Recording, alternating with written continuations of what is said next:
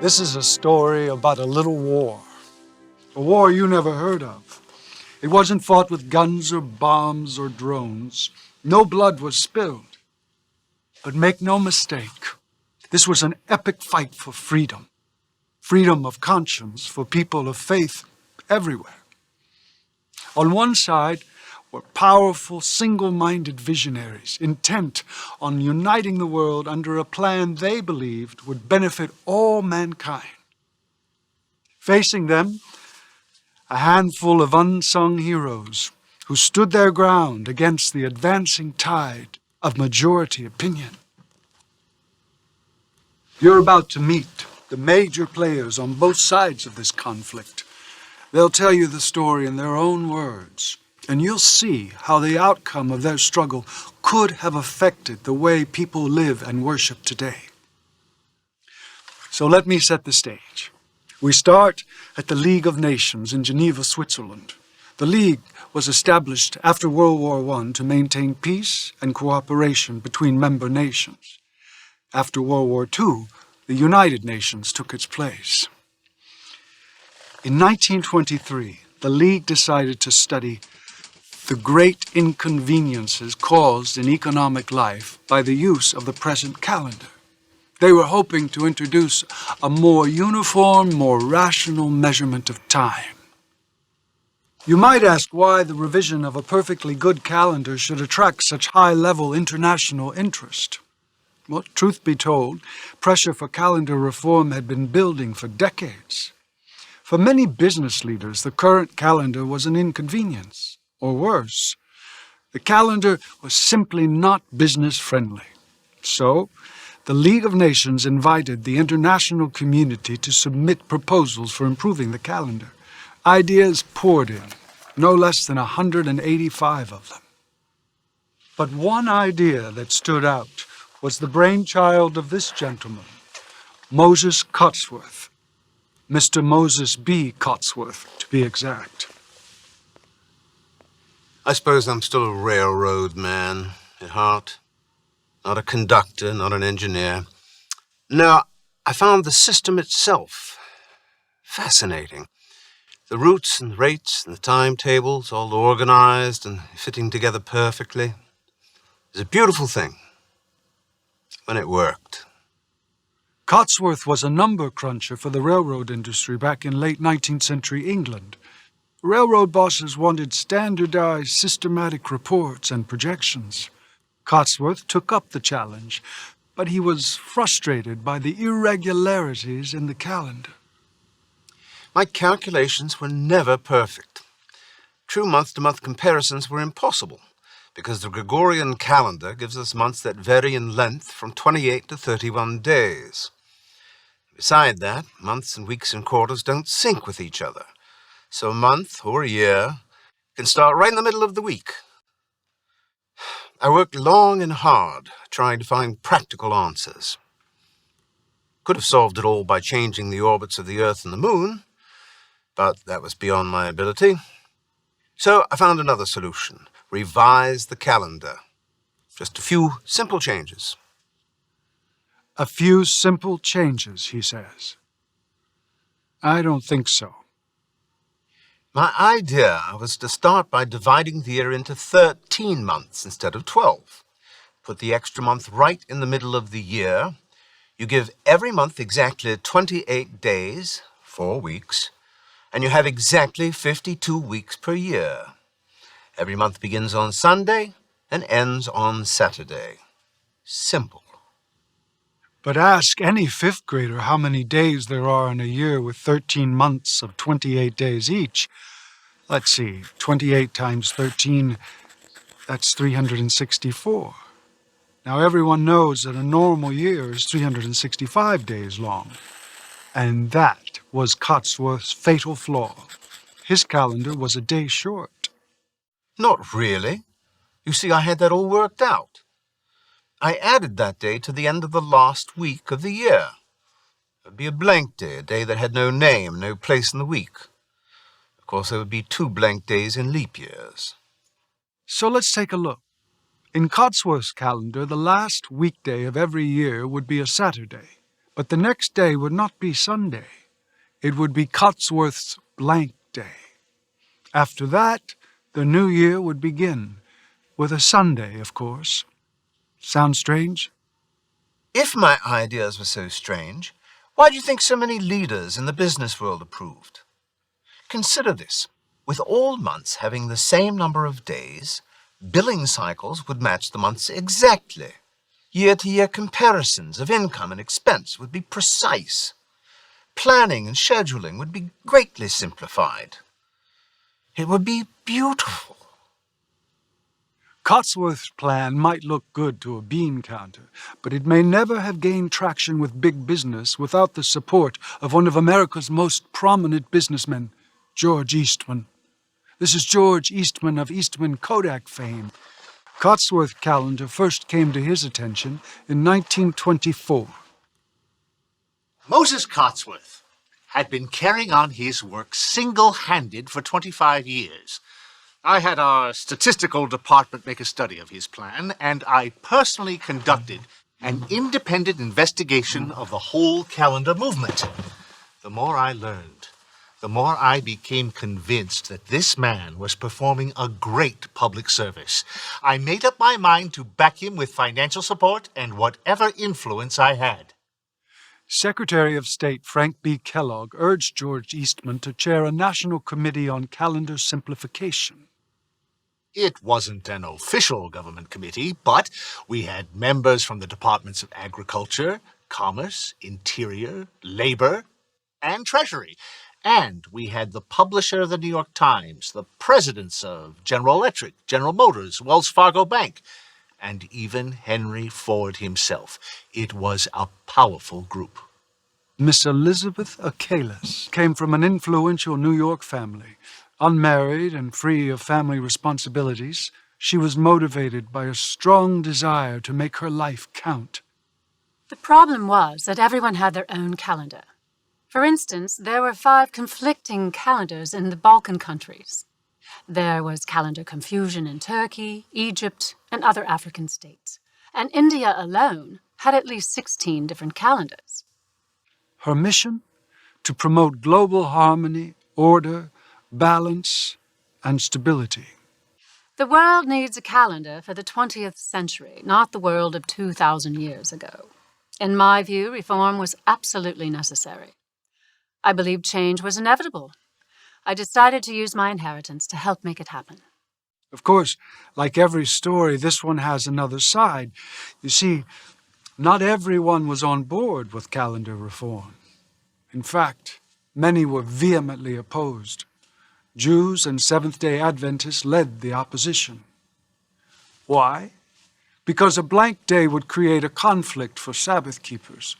It would interrupt the continuity of the weekly cycle, the rhythm of religious life marked by the seventh-day Sabbath.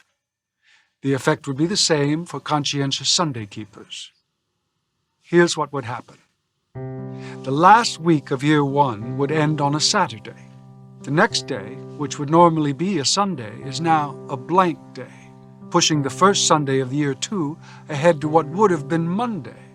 Monday then falls on what should be Tuesday, and so on. So, for all of year 2, Saturday falls on what would have been Sunday. Rabbi Joseph Hertz, chief rabbi of the United Hebrew Congregations of the British Empire, voiced the objections of Jews all over the world. The proponents of calendar reform had studiously glossed over the fact that the blank day would alter the true days of the week.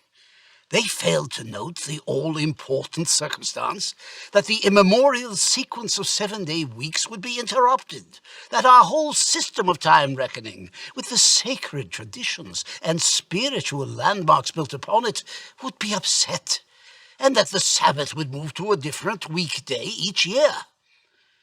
Disastrous results would follow in our religious life in the wake of a wandering Sabbath. For loyal Jews, the economic difficulties involved in Sabbath observance would become overwhelming. But for calendar reformers, business trumped religion. They were unsympathetic to objections from any religious group. In my opinion, if anyone suffered hardship because of the new calendar, it would be due to a continual refusal to conform to the preference of the majority. The difficulty resides in the religious convictions of the people in question. Any problem would be entirely of their own making. On that point, I agreed with Mr. Eastman. Personal conscience does not override the interest of the larger world. People must disregard any unnecessary religious scruples. God does not require such precision and rigidness as they think. It's quite a statement. So, that's where things stood by the middle of 1931. Calendar reform zealots, in league with big business, prepared to sweep away their opposition. In their opinion, religious objections were irrelevant. They were primed for victory. On August 5, 1931, Charles H. Watson, president of the Worldwide Seventh-day Adventist Church, received a letter that came from Albert de Forerunner, the acting Secretary General of the League of Nations. The letter was a formal invitation for the Adventist Church to send an observer to Geneva to attend the League's Fourth General Conference on Communication and Transit. Calendar reform was on the agenda. Watson referred the matter to his executive committee.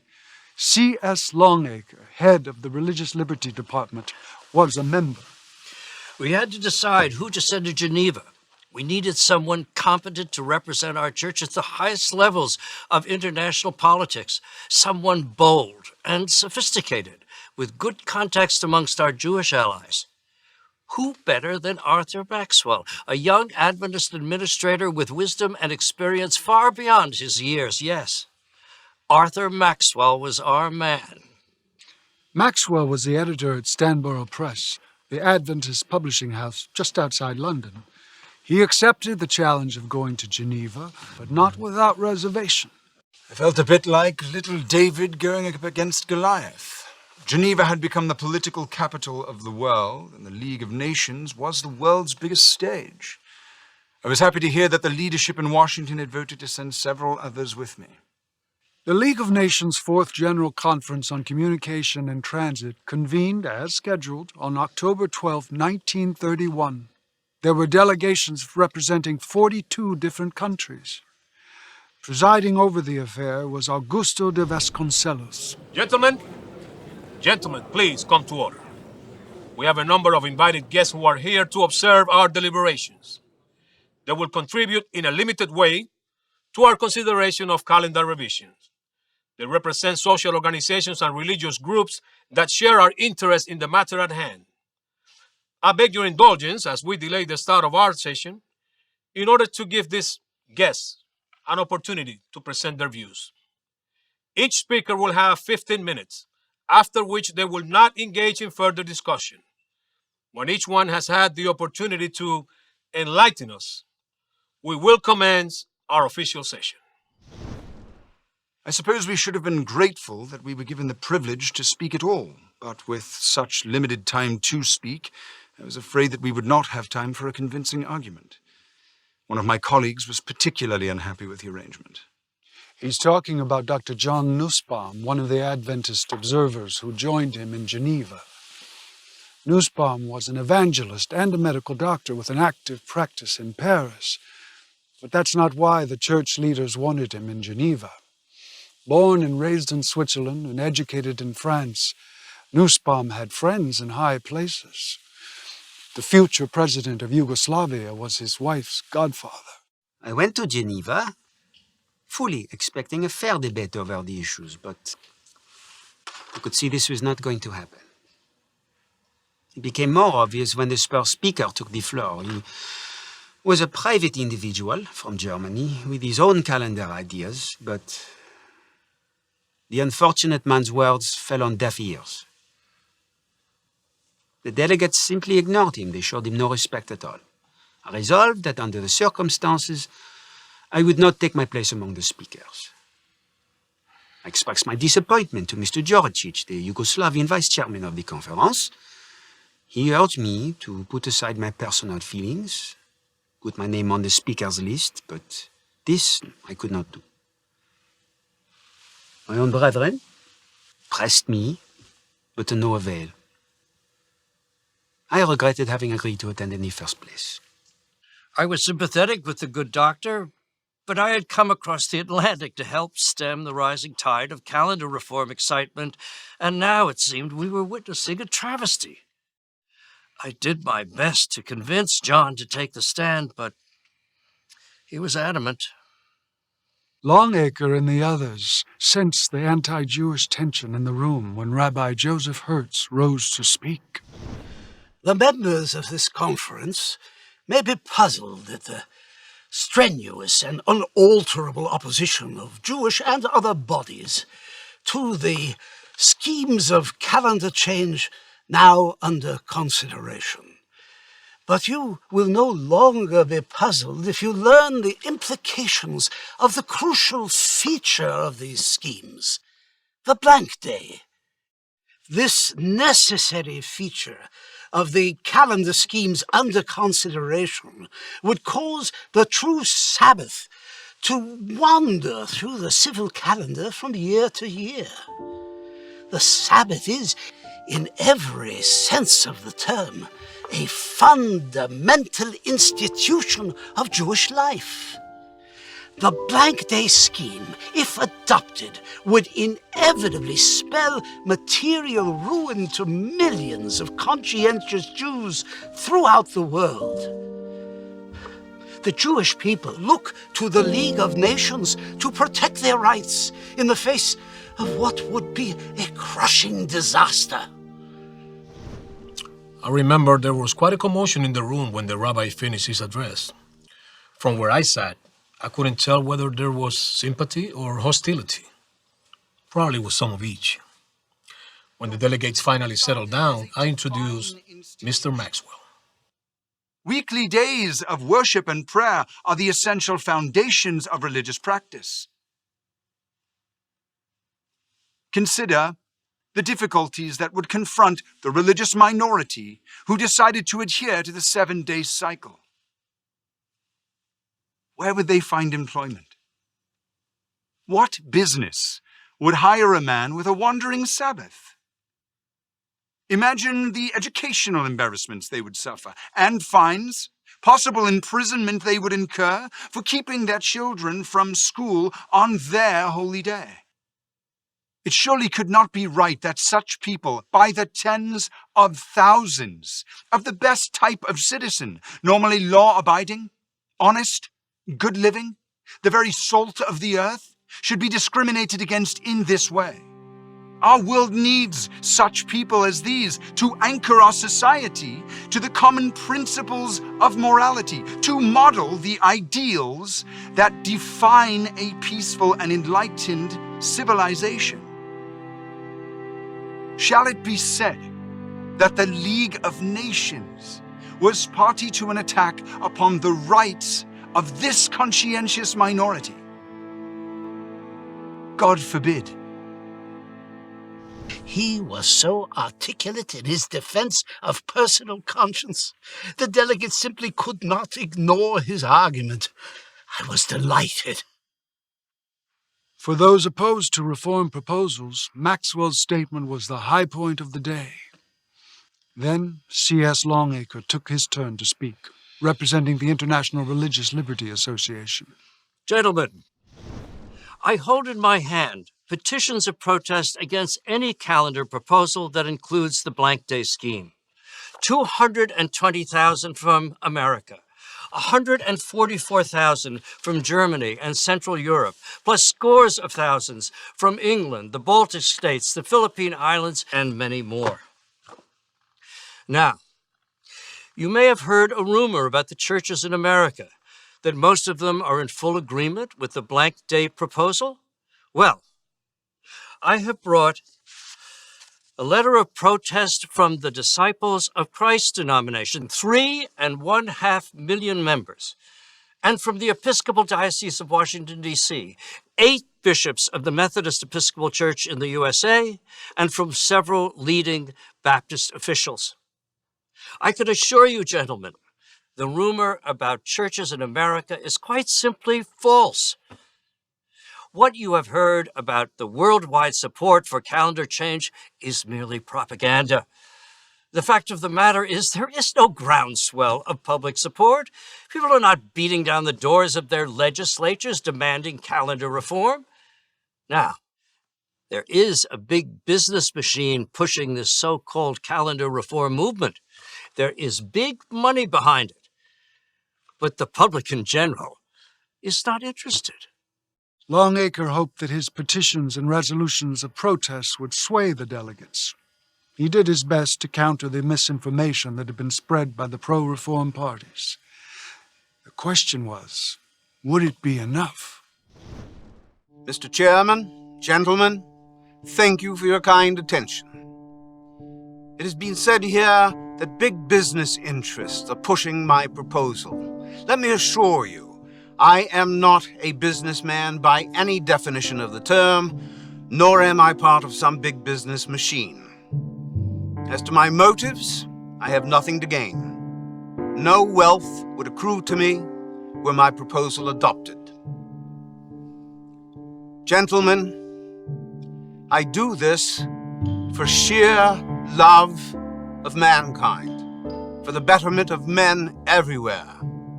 So I pay little heed to the opposition from the rabbis and their allies. They're desperately trying to maintain useless traditions and customs. But I assure you, their efforts against calendar reform are bound to fail. My calendar is not a novelty. It has been around for many years. Both the governments of Great Britain and Canada have published and circulated my proposal. I've personally found support for it.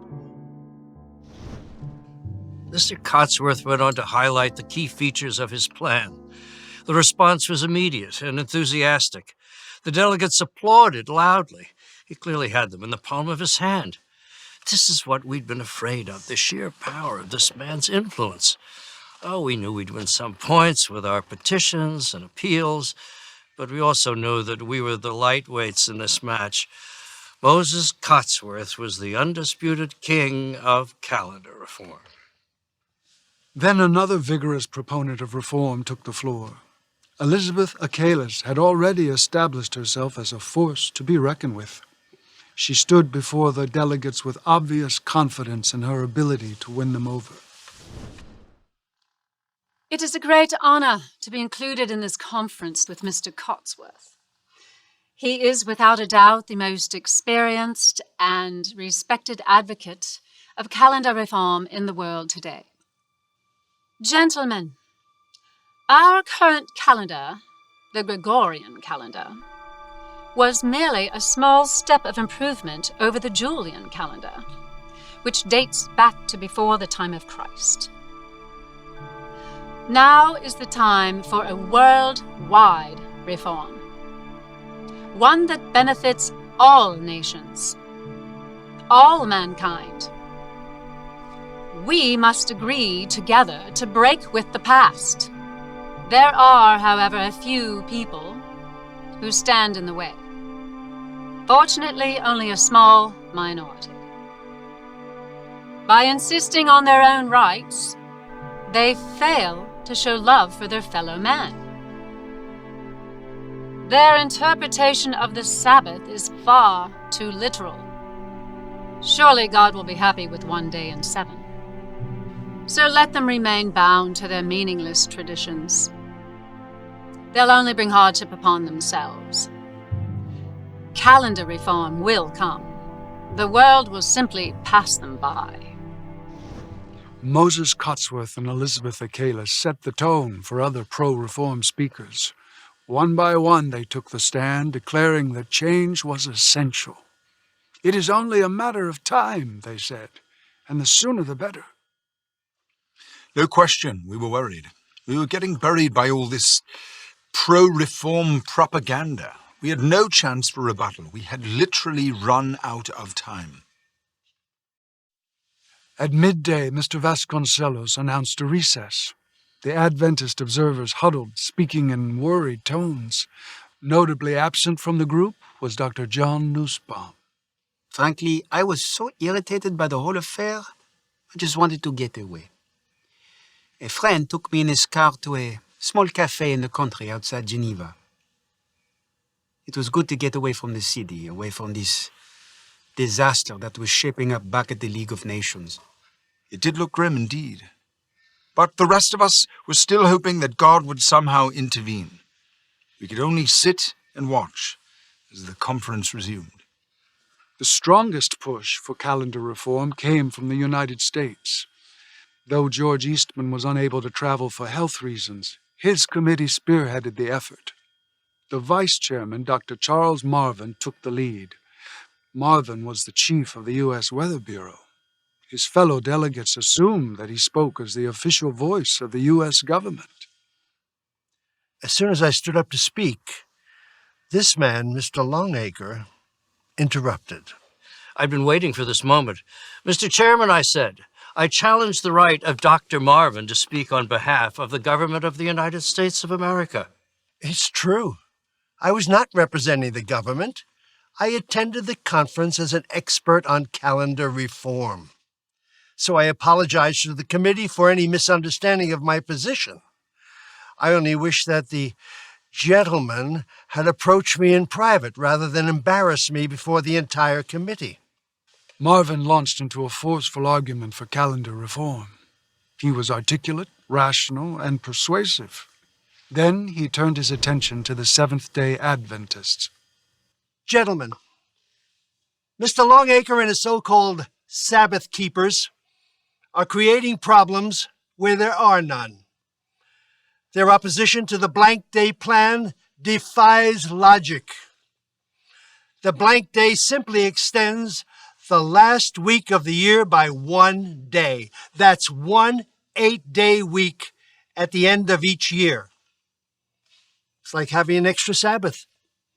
And what could possibly be wrong with that? Now, I can understand the Jewish argument. They are defending a custom that goes back to Moses and beyond. But the Seventh-day Adventists, they claim to be Christians.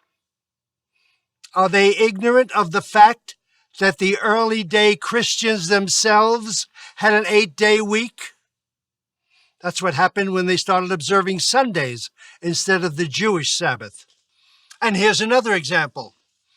After the United States purchased Alaska from the Russians, they replaced the old Julian calendar with the Gregorian calendar, the calendar most of us use today. When that change occurred, the people of Alaska had an 8-day week. Now, where were the protests from the Seventh-day Adventists then? Gentlemen, these people need to wake up to the fact that their Sabbath is simply out of place in today's world. Their opposition to the new calendar makes no sense whatsoever. At that point, our group, including the rabbi, was feeling a sense of desperation. Mr. Marvin was clouding things with irrelevant, nonsensical arguments, diverting attention from the real issues, and the other delegates seemed to be buying it. But the worst was still to come. Émile Marchand, the Swiss delegate, spoke up, striking directly at the principle of religious liberty. I must take issue with the Seventh-day Adventists and their allies who oppose the blank day calendar. They are brewing a tempest in a teacup. The fears they express are groundless, mere exaggerations created by their own paranoid imaginations. I offer my own country as an example. Here in Switzerland, the Adventists claim that they have suffered hardship because they refuse to send their children to Saturday classes. This is a complete fabrication. Nothing more than propaganda. I've never heard of even a single such case. Gentlemen, we must not allow the progress of peace and unity to be hampered by those who insist on too broad an interpretation of religious liberty. Yes, we are all free to choose our own religion. We may believe our own doctrines and creeds. We may live out our convictions in the privacy of our homes and within the walls of our churches. But our individual rights end where the needs of society begin. The principle, quite simply, is this: individual conscience must always yield to the greater good. The actions of a minority must be subject to the will of the majority. Minority subject to the majority. Welcome to the Dark Ages. As the committee went into break, noisy debates about the meaning of religious liberty filled the air. Jewish and Adventist observers knew that crucial issues hung in the balance. I remember something that Rabbi Hertz said to me at another critical moment, a dire warning. Do you remember? I recall saying that if this thing comes, it will smash your church in 10 years. Of course, I think you grossly underestimated the strength of our people and the commitment to their Bible Sabbath, but still, it sent chills up my spine.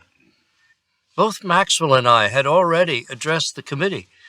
Dr. Nussbaum had obstinately refused to speak. Now we saw him as our last, best hope. We implored him almost to the point of embarrassment. Finally, he agreed.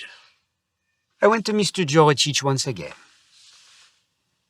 I asked him if he thought it was fair that our rights were being threatened, our positions misrepresented, and yet we had no chance to defend ourselves.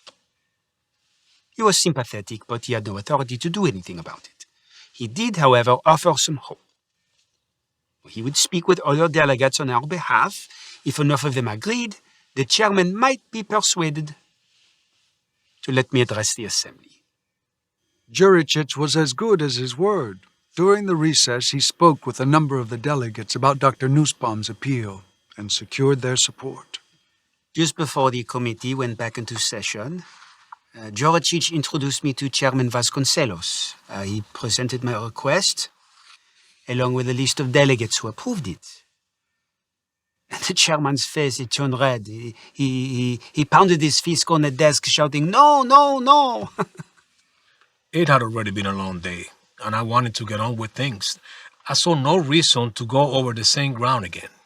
Then Mr. Joricic walked away. He left me standing there in front of the angry chairman. I just stood there, without saying a word, until he asked, "Doctor, have you known Mr. Joricic for a long time?" I said, "I've known him about 48 hours. He asked, "Then why is it that he has taken up your case? What does it matter to him?" So I said, "Probably because Vojislav Marinkovic, his boss, is godfather to my wife." "Oh, Marinkovic," he said. "I know him well. He's my good friend." And then he smiled at me. He asked, "Could you tell me a little more about your problem?" When Chairman Vasconcelos called the committee back to order, he made an unexpected announcement. Dr. Nussbaum believes that certain delegates in their enthusiasm for calendar reform have misinterpreted the basic principles of liberty and have also misrepresented his church.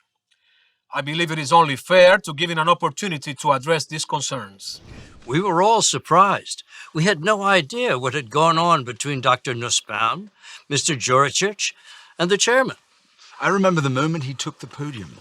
The room was electric. He had an air of authority about him as though he was clothed with power from heaven. He was accustomed to being listened to, and he just stood there until he knew he had everyone's attention. Mr. Chairman, gentlemen, I thank you for this opportunity to speak on behalf of truth. Truth that has been trampled underfoot during this conference. This morning, Dr. Marvin, the esteemed delegate from the United States, declared that Christians had an 8-day week when they began observing Sunday in place of the Sabbath. While Dr. Marvin is a world-class expert in his field of specialty, he is clearly no historian. Any authoritative history of Christianity tells us that believers did not act in unison when they began rejecting the Sabbath in favor of Sunday. This happened over the course of many centuries. Each man made this choice according to his own free will. What Dr. Marvin and others would do is something completely different. They would bring the weight of international law to bear against those who would be faithful to the teachings of Jesus and the practices of the early church. Dr. Marvin said that an 8-day week occurred when the United States government brought Alaska under the Gregorian calendar. Well, but surely he is in a position to know that the 8-day week in question had nothing to do with the calendar itself. It resulted from a repositioning of the international deadline, a single event, not at all like the Reformed calendar's perpetual systematic addition of an extra day to the last week of every year. Miss Achilles would have you believe that the Holy Scriptures do not specify which day is to be observed as the Sabbath, but merely that we are to rest one day in the 7th. If this were so, we would, of course, not object to the observance of one day over another. But Miss Achilles is in error. The Scriptures plainly declare that the 7th day of the week is to be kept holy. It is God's day, not ours. We have no right to interfere with it. My countryman, Mr. Emile Marchand, has dismissed as mere paranoia the testimony of people who have suffered persecution right here in Switzerland. Sadly, he has misread the situation in his own country. Here there are laws that compel children to attend school on Saturdays. I myself was a victim of these laws. My Seventh-day Adventist parents did not send me to school on Saturdays. Again and again, my mother was brought before the judge. Again and again, fines were imposed. My parents did not waver. I am brought nearly to tears as I remember my dear mother's hands, red and raw from working to earn money to pay these fines. In addition to her duties at home, she was obliged to wash the clothes of other families, just to appease the demands of a heartless tyranny. And now Mr. Marchand has offered us an astounding definition of religious liberty. It is a definition that will reverse centuries of progress toward the very freedoms that mark a truly civilized society. He speaks to a liberty that is restricted to church buildings and private homes. Thus, he would deny men the right to live out their religion in public life. Mr. Marchand would deny to society itself the benefits of morality and grace that find their source in the hearts and lives of those who are guided by divinely enlightened conscience. His liberty is far too narrow. Gentlemen, there is a great deception being propagated by those who are pushing for the blank day calendar. It is this, that if some minorities suffer hardship because of the new calendar, they only have themselves to blame. They say the problem lies in the religious convictions of the minorities themselves. This is the argument used by tyrants of the past to justify their infamous persecutions. It is a grim doctrine indeed that those who suffer from bigotry do not do so because of injustice, but because of their own stubborn refusal to yield their consciences to the demands of the majority. If you adopt the proposed calendar, there will be victims. Perhaps millions of them. I cannot believe, gentlemen, that you will do such a thing. I cannot believe that the League of Nations would approve such an iniquity. I'll never forget that moment. The room was quiet, and one by one the delegates started clapping. Some stood as the doctor left the podium and returned to his seat. Several reached out and shook his hand as he passed. Without shame, I admit that there were tears in my eyes. I had just seen a hero of truth prevail in his stand against a flood of error. It was the defining moment in our struggle. To be sure, Dr. Nussbaum's appeal reached the hearts of the delegates. I had pure logic and reason on my side, undeniably so. But who could argue with the doctor's own testimony? I think Nussbaum was a master manipulator. His personal story, true or not, I don't know. Whatever the case, it aroused great sympathy for his position. It turned the tide against progress. As for me, I take the longer, broader view. I will continue the fight for reform. Nussbaum and his Adventists and their peculiar doctrines. What will we do with them? A persecuted minority? They are a favored minority, holding the rest of us back from progress. It was clear that there was nothing more to be said. The doctor had effectively disposed of his opponent's arguments, and there was no one to refute his account. He had won the day. There would be several more days of wrangling over the details of the committee's report. But the best the pro-reform people could hope for was that the League of Nations would reconsider their proposal at some future time. I never saw such a dejected lot of fellows after the conference was adjourned. Marvin, Cotsworth, and the other American delegates who worked for Mr. Eastman. I told Dr. Marvin that he would have another opportunity to bring the matter up in the future. I admit it.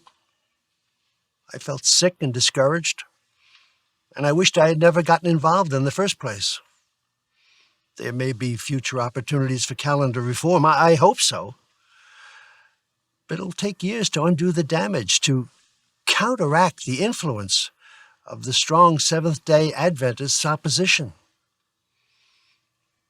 I will never live to see my plans consummated in my lifetime. Longacre and the others blasted all my hopes and plans. It was hard to believe that a handful of religious zealots could derail our plans.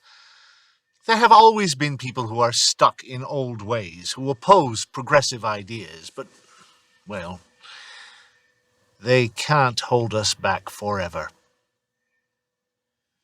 There were no big celebrations among either Jews or Seventh-day Adventists.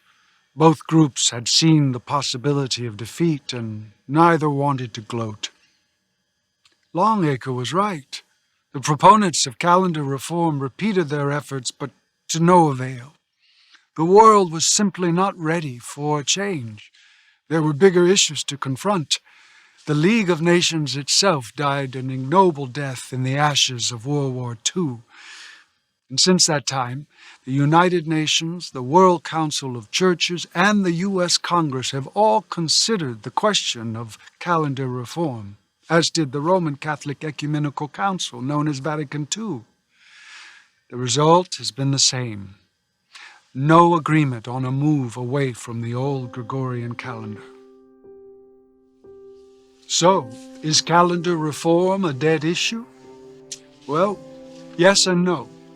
The International Standards Organization, better known as ISO, has gotten into the act. There's no blank day involved, no adjustment to the Gregorian year. Instead, there's a direct challenge to the week itself. The ISO has redefined the week as a sequence of days beginning with Monday and ending with Sunday. In many parts of the world, printed calendars reflect this new standard. Monday appears as the first day of the week, Sunday as the seventh. So, what are the implications for people of faith? Will a specific day of worship become irrelevant? Will Sabbath observers become increasingly marginalized? Only time will tell.